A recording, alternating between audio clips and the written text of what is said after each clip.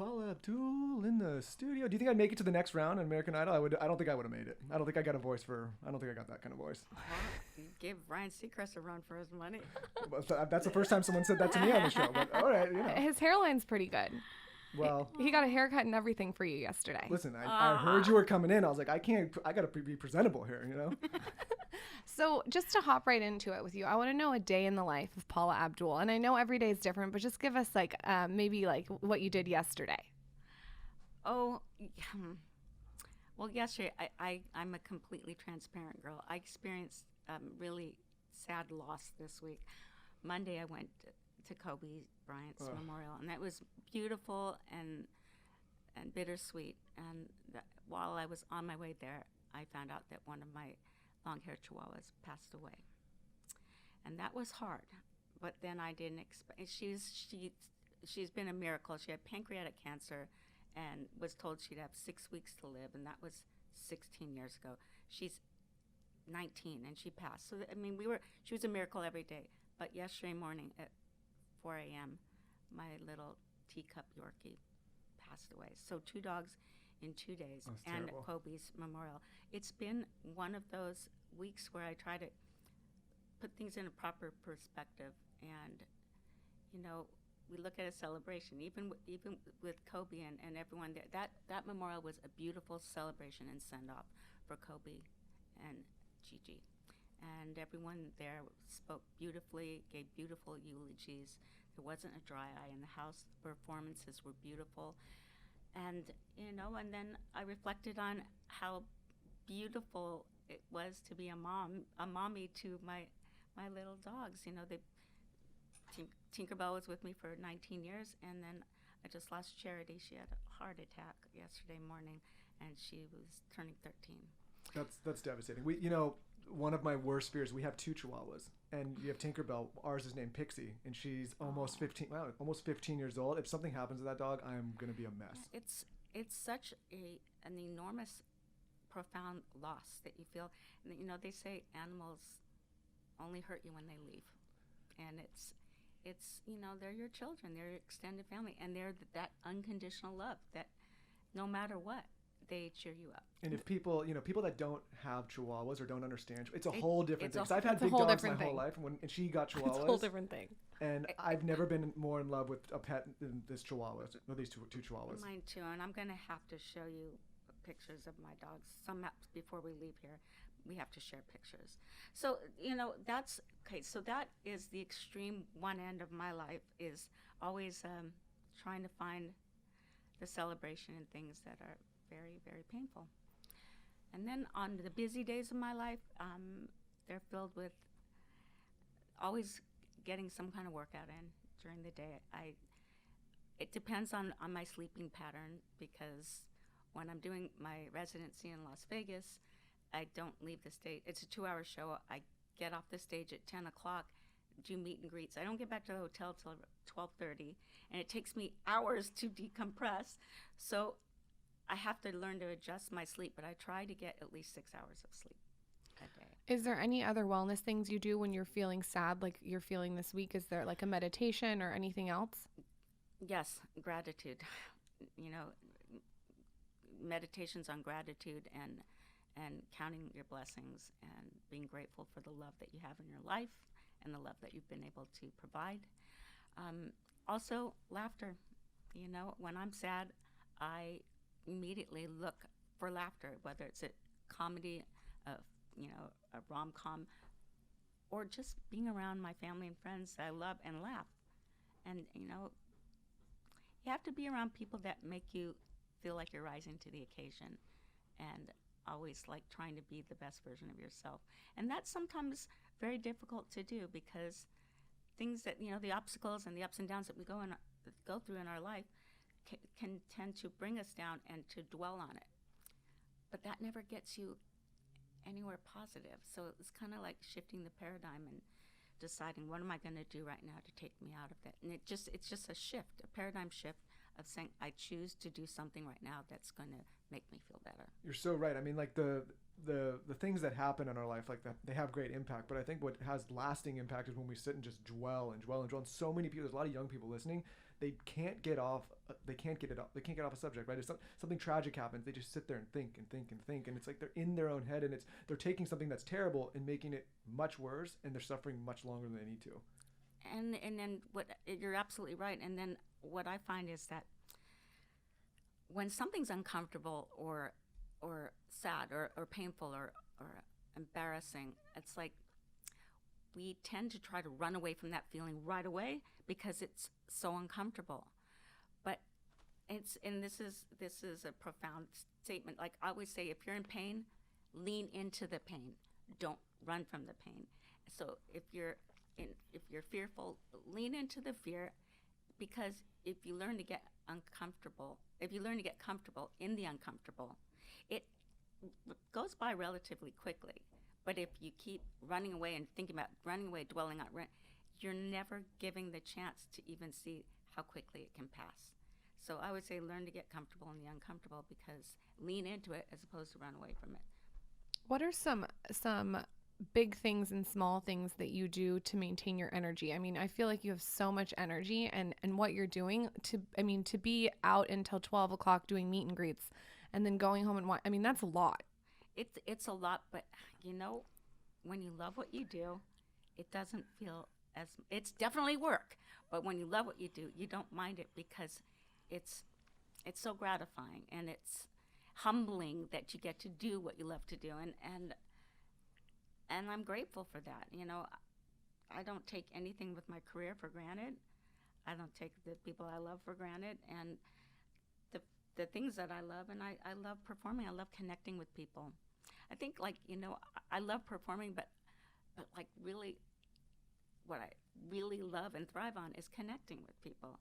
That's, performing is the icing on the cake. It's just what I need, and what feeds my soul is being able to connect. When you think about your career, because you've had a very long, successful, prosperous career, there's a lot of young people starting out, and they're starting things in the with social and all these different channels popping up. They're somewhat in the public eye. It's different scales, but when you think about career longevity, and it's something I'm interested in now because I'm working with a lot of young people that are starting out. What do you think it takes to have the type of longevity and success that you've had? Because you've been doing this a long time in the public eye with success, and that's something that I think people are having trouble contextualizing. That if you're building a personal brand or something that's you, it's not just what happens this year or next year. It's like, how do you stretch that throughout your life? That's really an interesting question, and there's so many different answers to it. But I kind of feel lucky that I started building my career before the internet. Uh-huh. You had to work extremely hard. You didn't have the ability to have the exposure, so it was like pull your sleeves back and do the grind. And it wasn't like one day you went viral and then you don't. That doesn't happen. So it was learning the value of working hard, and the reward how it pays off, and the stick-to-itness. Because with the internet, what's been a blessing is that things can happen overnight because of going viral and exposure. But I think the good old-fashioned way of building the foundation, doing the work, seeing step-by-step little positive results, it's like you get to go on that road, and then you get to keep looking back, and pretty soon you don't see where you started. But it's that journey, and I hate saying the journey, but it truly is. I mean, also you combine that with wisdom and experience. I learned how to accept rejection and the hard work of not giving up, because my odds were in my favor if I kept suiting up and showing up. And there was no other way to try to figure that out. You had to do the step by step. I didn't climb any conventional ladder to success. I kind of broke my own mold and created my own path, because I never was the obvious choice. I knew that as a child. I was born 3 months premature. I weighed 2.8 pounds. Wow. I had complete turned-in hips, hip dysplasia. For a dancer, you have to have it turned out. So everything was a fight and a struggle. I had a broken windpipe and collapsed lungs. So for the first 2.5 years of my life, I mainly spent it passed out, fainted. Because anytime I'd wake up and I'd go to cry, I'd inhale and I'd pass out. So it's like the fact that I was tenacious and wouldn't take no for an answer. And my dad taught me this as I was a little girl. He'd say, "Get over here, God damn it. You're an Abdul, God damn it." Like, I knew God damn it was good. He said, "You can do whatever you want to do. And remember, when people say no, it's just the beginning of a negotiation." Smart. That's I my think dad I taught would me as a have little liked girl. your dad. Oh, my dad was like, he was great. And my mom provided the beautiful tough love because she worked in the industry for, film presidents, the studio presidents. So she saw so many young girls trying to make it, and she'd say, "No, you're going to go to law school or you're going to go to medical school." And, for me, when I was 4 years old, I saw Singing in the Rain. I was sitting down with my family watching the MGM musical. I discovered Gene Kelly, and at 4 years old, apparently I stood up, walked to the TV set, said, "This is my dad." My dad said, "No, I'm your father. He can be your TV dad." I kissed the TV screen and said, "I'm going to be that." And I knew that was my calling at a very, very young age. So I learned to with the things that were the obstacles I had growing up and not having breath control and not having the ability of a body that worked in sync as to become a dancer. I was a fighter. And, I did it with just working hard and believing in myself when no one else did. And then, who would have ever thought that becoming a Laker girl would be my foray into the entertainment business? It's pretty wild. And what was the prep before becoming a Laker girl? Were you taking dance lessons every single day? Like, what went into becoming a Laker girl? Because I know that's wild. Well, what's wild about it is I certainly did not fit the mold of the cheerleader. Like, I don't have legs for days. I wasn't built, and I didn't, cheerleaders were like mostly tall, 5'7" above, or teeny and skinny, and because they were the flyers. For me, it was, I loved dancing. So in school, in grade school, in junior high and high school, other than partaking in the winter, musicals and the spring musicals, I needed an outlet to dance. And I started taking dance lessons when I was 8 years old. And that's really late and old in today's age. Like when I would be on So You Think You Can Dance judging, and how old are they? How old are the kids now? You have to be, I think, 16 to enter, but there would be all these little kids that would come, and we'd let them just get on stage and audition. And one little girl goes, "I'm 5," and I go, "When did you start dancing?" "When I was 2." I go, "Why did you wait so long?" Like who? Like people, they're taking dance classes at 2. It's crazy that dancers today are little machines. They're like transformers. But when I started at 8, that was later, and I just fell in love with it. I fell in love with it, and I loved doing the musicals at school. And the funny thing is with me fainting, like I would run in gym, and I'd faint. I decided that I'm going to become a flautist in the orchestra, which is all breath control. And it would be, there she goes. See how long it takes before she comes to again. I mean, how long did that last for? Like until you stop passing, or does it? It's just you outgrow it. Okay. And but it's always been like I had to really concentrate on building up cardiovascular strength and getting back into like what is a day like for me. If I'm preparing for a show, I do the muscle conditioning and the stretching and Pilates, and I do free weights. But I really have to pay attention to get my cardio in because my show's 2 hours long. And wow.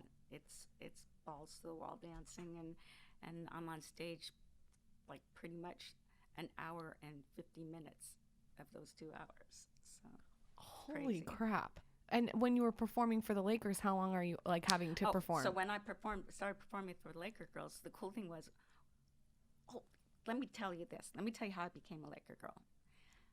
I used to teach dance and cheerleading camps right out of high school, my first year of college.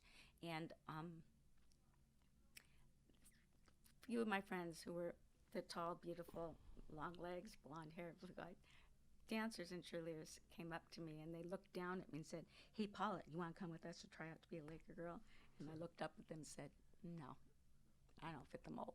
They said, oh, come on, come on, come on. I figured, what the hell do I have to lose?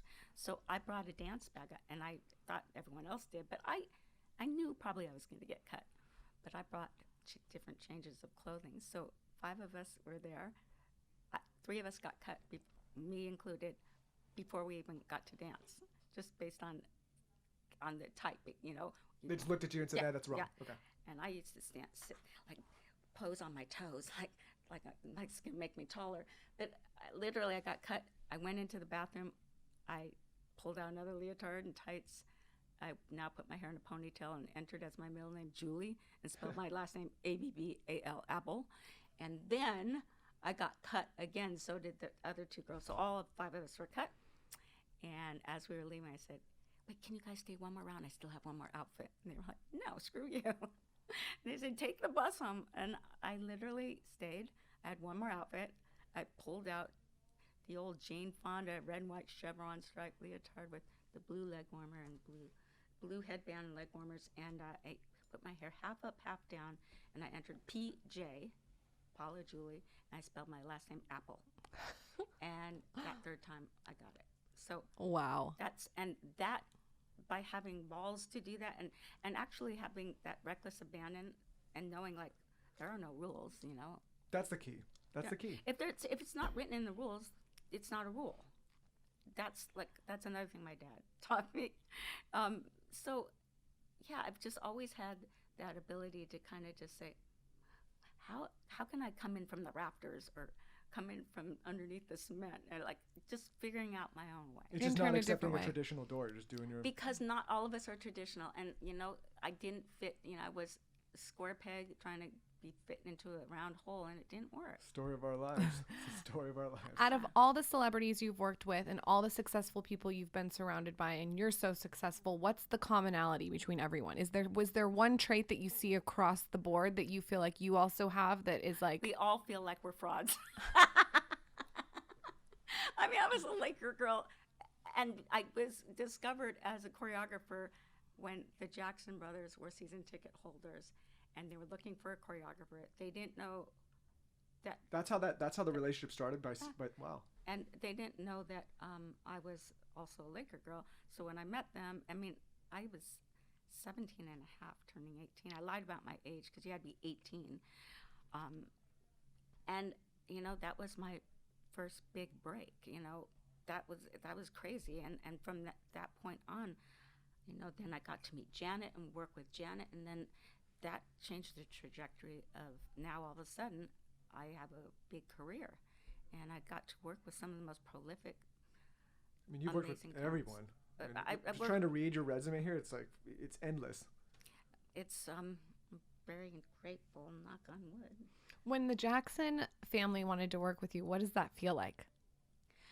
The line I was saying, I'm a fraud. What am I getting? You know, that was the one thing I remember getting into my white Cherokee Jeep in the Forum parking lot in Inglewood where the Lakers played. And I remember rolling up the window and just crying in the parking lot, going, oh my God, what am I going to do? I'm a fraud. I don't know what I'm doing. Because you feel like you couldn't deliver what they were. Like, why me? It's like, there's that weird thing, like, why me? And then you have to shift it to, well, why not? So you have to believe that you can, and then eventually you really can. So it's like you figure it out. And I feel like that, you know, there's a lot of successful people that have like what we call imposter syndrome, but that's what gives you the kick in the ass and the motivation to just get better and keep working harder. You know, I feel like if I didn't have humility, I don't know if I'd be successful. I think that we're always here to be a student, and then we end up being teachers, and then we're students again, and it's the gift that keeps on giving. Has there ever been a time in your career where you're just like, I got it, I feel, and you just like not felt that way? You just feel like, I'm good, I don't need to learn anymore? There's a fine line. There's a beautiful feeling of knowing that I've got this, and I've done the work. I've put in the work where I have practiced, been a student, and I feel good about my preparation. Gene Kelly, when I finally got to meet him, which I'll explain later, he taught me, he goes, you know what? Here's the recipe. It's very simple. Fail to prepare, prepare to fail. That's what he said to me, and it's really true. You know, we become great at what we do by doing the work. So much so that every day you guys can deliver a different interview, and if you keep going by the books or a formula, it becomes not as fun, a little stale, and you don't get to have the great feeling of like, what's today going to be like? So I think that if you prepare enough, and I know this with performers, with Michael Jackson, working with him in particular, he was so masterful at commitment, and like commitment I've never seen amongst any other entertainer. But his best, kryptonite was being able to rehearse over and over and over again. Even when he said, no, that was bad, and I'm going, anyone would wish to have what you say is bad. But it was the methodical repetition over and over, to the point where his performance was so inside and so unbelievably like knowledgeable, and he got it so that he could be free and have a different performance every night, because no matter what happens, he could always fall back to what he kept learning through repetition. And I think that goes for everyone. You know, when you want to be really great at what you do, it takes a lot of work. Let me ask you this. When there is someone like Michael Jackson or these celebrities that you work with that put so much into their craft, do you think they have to sacrifice in other areas? Because I just told you I just became a mom, so I'm feeling like, can you have it all? Like, or do you have to really sacrifice? I think everything comes with sacrifice. Everything that you want to achieve, there is a balance of sacrificing. You know, if I were to be able to talk to my younger self, I would have said, stop being afraid to say no, because this business makes you fearful of that. Like, if I don't say yes, I may not ever work again. And somebody else is going to come. Someone else is going to come along. They'll undercut me. They'll charge less. If they're more talented, now's my chance.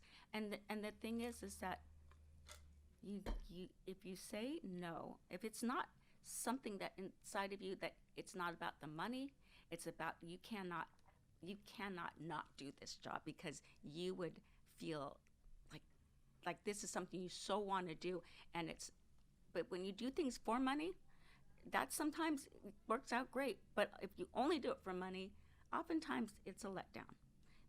So I always say, you know, do what you're most passionate about. Don't be afraid to say no, because if you're doing the work and you believe in yourself, if you're leaving yourself open to saying yes to something else that you may not have been able to choose. And I say that even with like vacations, like family time, you know, things that I sacrificed by working so much, that I wish that I would have been more diligent and really understanding, not to be fearful of I may not work again, but to be really mindful of the choices that I make. And the sacrifice is always this: the more success that you have, the more you're going to have more opportunities and more choices. And balance is so important, but we don't really grasp that when we're young. It comes later through wisdom and experience. But when you are married or you have a significant other, and then children play a part, that is it's like a chess game that you have to kind of like choreograph and figure out, okay, if I do this, what am I going to have to let go of? I think people get in trouble with that concept because they think, you know, they hear this word balance, and so they think, oh, I just got to be balanced, but they don't realize, you know, anything. If you want to spend more time with your children, that comes with the sacrifice of maybe your career, right? If you want to go deep into your career, maybe that means less time with your children. And I think as long as you're aware of what those costs are. And also, we like at times I'm not good at that. So I have. Sorry, I'm going away from the mic. I have found that sometimes I need to bring someone into my life that is masterful at that. So there are these life and strategy coaches that really help you, because when you're going 90 to 100 miles per hour in your career and life, it's sometimes hard to just stop and compartmentalize things. So I brought people in who can help me choreograph my life a little better, and it's been very valuable. I think it's also when you're so in it and you're going that fast and there's so much going on, sometimes people have a hard time stopping and asking themselves like, hey, is this actually really making me happy? Like, because what happens is in society, say you're having success, you're getting rewarded, you're making money and your career's growing, but you're miserable. Like, and you don't, and you all, like, everybody's being like, wow, you're crushing it, you're doing so great, this is just going so well, but you haven't stopped it. Like, is this actually what I really want? I think a lot of young people, like people in general, have a hard time stopping and asking themselves that question. Because we're driven, because we get excited, and success is seductive, and you want to, once you experience that, you want to experience more, and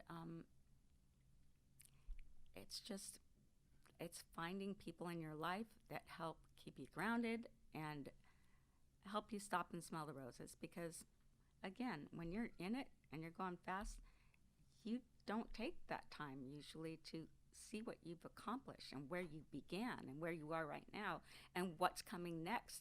It's not the easiest thing to do. Millennials, what advice would you give to them? If you could give one piece of advice with social media, millennials that are hustling, they're entrepreneurial, what's your one piece, your one gem? Okay, we all have feelings. We're all reactive human beings. For as many people that love you, there are equal amount of people that despise you. You can't please everyone. That's why you have to not take things so personally.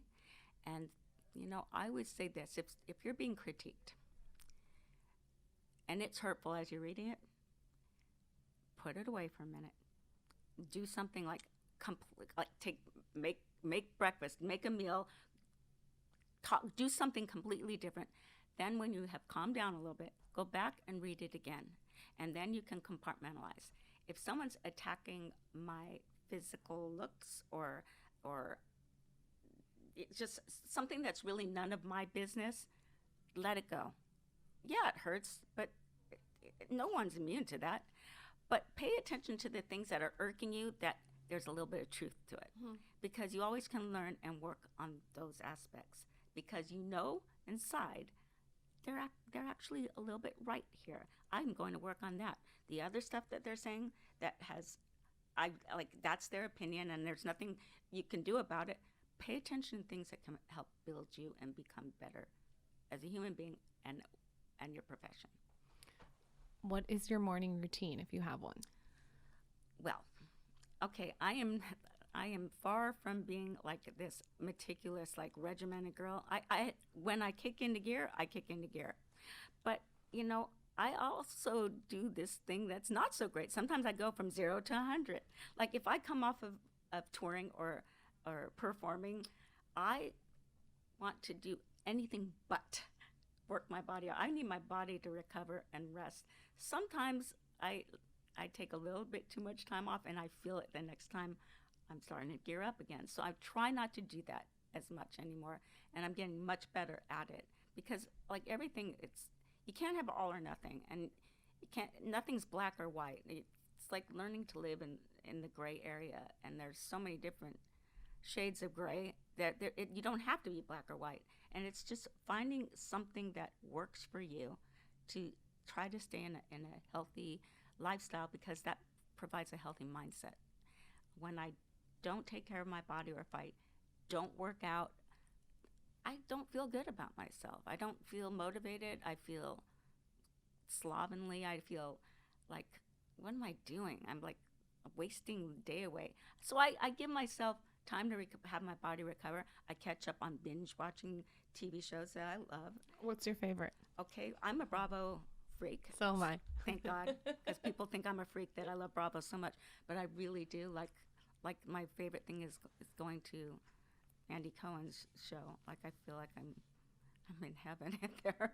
But that's the stuff I love to do when I don't want to think about anything. And then there's such good television right now with, you know, all there's so many options now. It's hard for me to keep up, you know. There are so many good shows. What's your so top 3 shows right now? Oh my. Not like reality. Let's just say like if you're like scripted shows. Okay, I love Schitt's Creek. See, we started getting into that, and then we only saw the first 4 episodes. And I think we would like, but it's hard to get her to sit down and binge. So I might have to just do it on my own. You have to. It's so funny. It is so funny, and I'm so bummed it's the last season, but I'm so happy I got to experience it I've met the cast, and they've interviewed me for this last season that they're having. I get such a kick out of that show. The dad and mom, I don't know their name. I know Eugene Levy. Yeah. And Catherine. They're so funny. They're brilliant. Yeah. Yeah. I want to know about American Idol. I'm sure you get asked this all the time. Is it something that you look back and you're like so happy you did it? Did you love the gig? Oh, I'm extremely grateful and feel blessed that I got to be a part of something that nobody believed in, that changed the trajectory of everyone's lives, including mine, and it changed the history of television. Look how many franchises that. I mean, I would say American Idol kicked off multiple franchises. Some associate it's not, but like that show kicked. I mean, there's so many shows that have that type of format now that basically you guys pioneered. And thank God, because there's no shortage of raw, untapped talent out there. It's it's great that these shows exist and that there's all these formats for people that otherwise would never figure out how can they get on TV.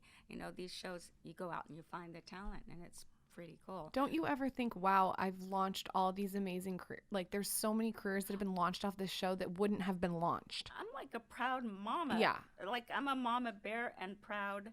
I feel like, I had the best ticket in the entertainment industry. Every single live show, it was like people were trying to scalp tickets to get in.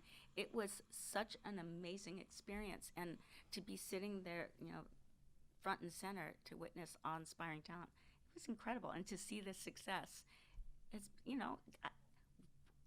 individually we were a part of making these unbelievably talented young kids go on to have blockbuster careers. And the casting of the judges, the energy was so right. Like it was the perfect cast.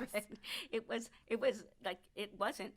It was luck. Everything just kind of met in the middle of this amazing electricity and energy, and it was real.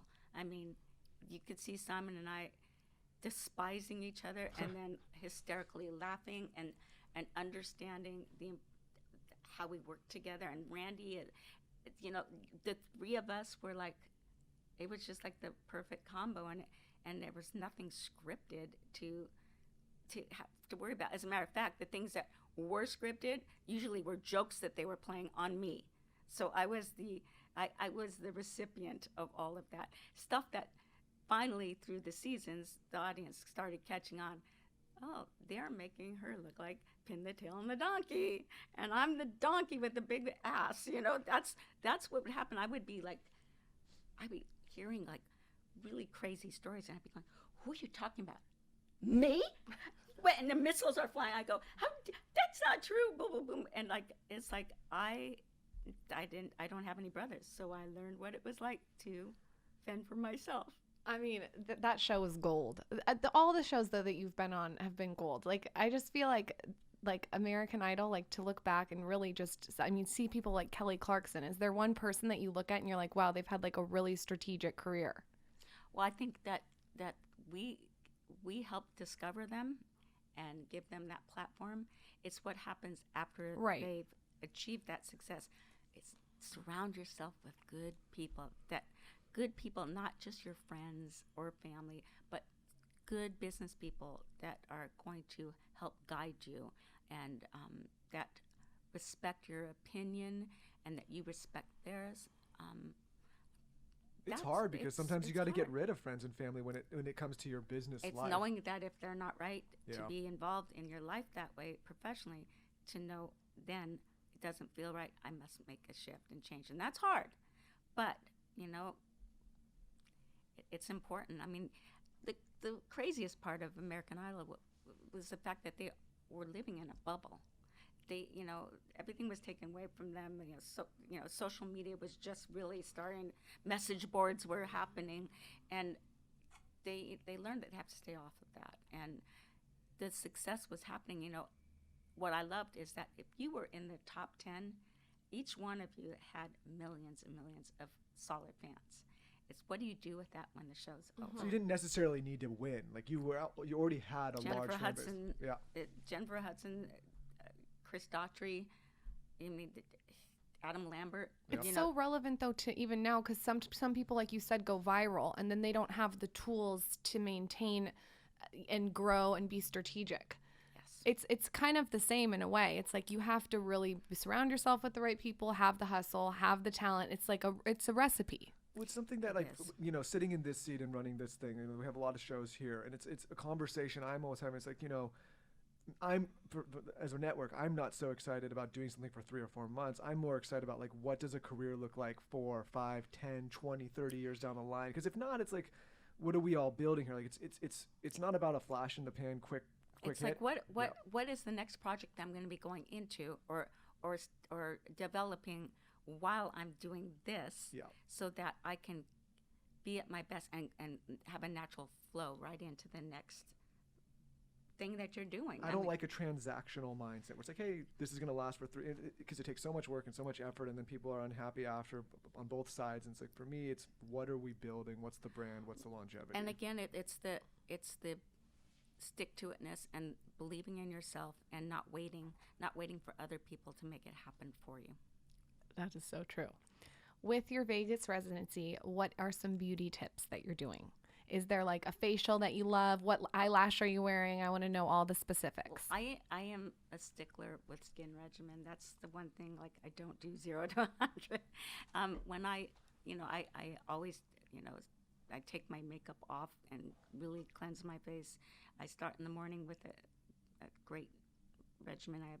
And I don't have one particular product that I stick to, because my skin gets used to it and adapts to it, and then it loses its potency. Like my just like we need shifts, And so I have really good skincare products. But when I was gearing up for my residency, I was at that point where I was interested in, like, what are, like, the new aesthetic treatments, laser treatments, and, like, trying to navigate what's out there. It's like Disneyland, and, like, when you're stepping into the park, where am I starting? What ride am I going to go on first? When you start looking into all the treatments and new developing, medical companies that are creating these products and procedures, I did my research, and we found each other. This company InMode, which I think is the game changer in innovative technology. They're doing so much great work in new developing radio frequency laser treatments, and I saw the results from the before and afters, and it was subtle but very clear. And I wanted to tighten up my jawline. I'm not ready for a facelift. I don't want to do that, and I want any option I can have but that. So I think that the option of working with InMode and their technology was what worked for me. And I researched, okay, I have no downtime, so I need minimal to no downtime. And I literally I did this machine that they have called FaceTight, because I wanted to have a sleeker profile jawline, and I was in and out, no scarring, no invasive. It's so minimal, and I was out the next day. Can men get it done? Absolutely. I have a friend. Why are you asking that not question? for you. I have a friend that keeps talking to me about it. Of course she's not talking about you. She might be. Your jawline's looking good. She manipulates me into all sorts of different things, so I have to. I have a friend that's a guy that always talks about his jawline, and he's 33 years old, so I feel like he needs to try this. It's perfect for men, for women, and it's subtle, but it makes a difference, and I love the results. And they have this machine called Body Tight. And for me, I work out a lot. I'm a dancer, but I don't like my triceps. They're not developed enough, and I wanted more tone. So I tried the Body Tight on my arms, and you can feel the guns here. You can feel the definition. Bam. So but it tightens everything. Yeah, I just did it on my arms, and then I did the FaceTight on my jaw, and I became the ambassador of the company because the results were wonderful, and I can't recommend it more to all my friends. See, here in Hollywood, a lot of famous people don't want to share any information. Like, it's like almost a stigma. But thank God for the Kardashians who've moved the needle, and you can watch the laser treatments that they're having, and it helps educate. That's the big thing. It's like educating, just understanding what's out there. We've had a lot of different doctors on this show to talk about these subjects. Yes, and God bless them for doing that, because, you don't have to go under the knife to get really good, results. And I love this company. I love the secrets. Tell us all the secrets. Well, that's a big secret, because that to me was major. And who doesn't want a tighter jawline? Exactly. Who wants gobble gobble? No, not. But they also have great, maintenance technology too. So there's tons of stuff that are out there, but they have great. When you get the face type, they have this machine called Evoke, which looks like you're wearing heads. That's like you're a DJ, and it has radio frequency, and it's painless. There's no downtime. You leave the office and go about your day and work. That's maintenance. And then for your body, it's called Evolve, and they do, like, you've seen companies that do, like, where you feel like you've done 2,000 sit-ups, and their technology is like more cutting edge than what's out there. So yeah, that's a secret there. That is a good secret. My plan is that I hang on to life long enough that when this technology all comes, like maybe I'll get a robot arm and leg, and I'll just wait to, I'm with you know what I'm saying? It's going to happen. But my joints, like the wear and tear as a dancer, like I want a bionic leg, knee. I think it's going to, we got a little bit more time. I heard they're making bionic eyes, so if your sight's going, you can put it's going to happen. What is a drugstore beauty product that's super cheap that you've used forever? My cleanser is Cetaphil. Ooh. And I've used it for decades. There's I like in the drugstore, the company Bond 7. Bond 7. Yeah, it's a London-based company, I believe. Great results. I even use products like Avon that has some really good stuff. So you don't have to always spend a fortune. There are great products out there, and especially with Instagram and you see all these different products that are out there, and they're not expensive. You can try them out. You can get like sample size, and it's like navigating your own way. Can you give us a healthy food tip? Like, is there something that you eat all the time that you think it's just really good for you? I listen to what my body wants and needs, because pretty much I've always been that way. I've been very in tune as a dancer, like connecting with my body. I do everything in moderation. I don't follow a diet. I don't believe in following a diet. I just believe in creating a healthy lifestyle. So there's times where my body is just craving more plant-based food, and usually it's when I'm gearing up to perform, because I'm having previous injuries. There's a lot of acid that builds up in your body, so you want to have a kind of an alkaline type of meal plan to keep the inflammation down. But there's times when I wake up in the morning and I don't feel like eggs or oatmeal or avocado toast. Sometimes I feel like I want Brussels sprouts, or I listen to whatever I want. I don't have a rule, and if I don't feel like eating breakfast in the morning, I will start eating at lunchtime. I don't follow a specific plan. Seems the theme of your life: no rules. Break all the rules. Or if it's not written in the rules, there are no rules. You've done it all. You're doing it all still. What's next? It's obviously the Vegas residency, but outside, what else is going on? Developing some television projects. Okay. I'm in the new Impractical Jokers movie, which is hysterical. And tomorrow it's opening up in more theaters. It's at the Grove. It's at the Hollywood ArcLight. It's at Universal Studios. It's a funny movie. Those guys are. If you've never watched Impractical Jokers, we're gonna watch it. It's on True TV. Their TV show is hysterical, and this is their first feature film. And Chris Henchy, who is with Funny or Die and married to Brooke Shields, he directed it.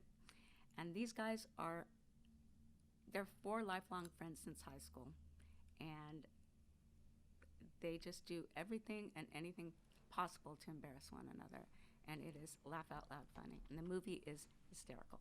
We leave every guest with this question. What is a book, a podcast, or a resource, it could be a television show, that you could recommend to our audience that you think would bring them immense value? I go back and I read the 4 Agreements. Ooh, that's a good one. It's no matter when you pick it up, reading it again, it's like reading it again for the first time. I feel like that's a very valuable book.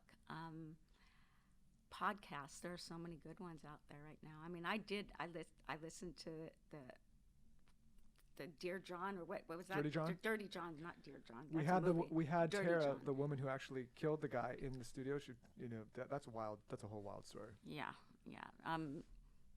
There's so many good ones.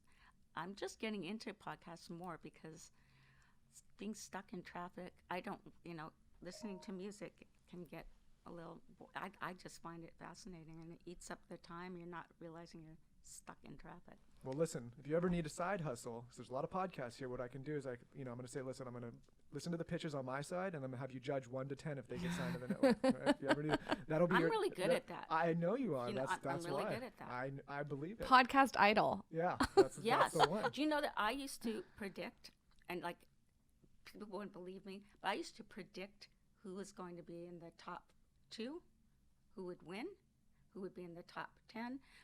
I would self-address and get the envelope notarized, and then I'd read it on Entertainment Tonight, and I was right every season except for Chris Daughtry. See? So you have a knack for spotting talent. That's a talent in That's itself. the new bar I love here it. at Dear Meet. I'm going to say if Paula Abdul That's a says talent. that you can make the pass, then I'll sign him. That's the bar. I love that. Thank you. Where can everyone find you? Pimp yourself out. Your Instagram. Give us like Paula website Abdul. at Paula Abdul. Yep. Okay. And PaulaAbdul.com. Okay. And do you want my social security number? Where can we go see? How do we see your Vegas residency? Well, I'm going to be back in summer, but because I have not solidified completely the deal, I can't name the hotel. Okay. Casino. Coming soon. Yes. We'll keep everyone updated. We'll follow. Paula, it was such a joy to have you in the studio. Thank you so much for coming on. Thank I you for had a coming wonderful in. time. You guys are amazing. Now I need to tighten my neck.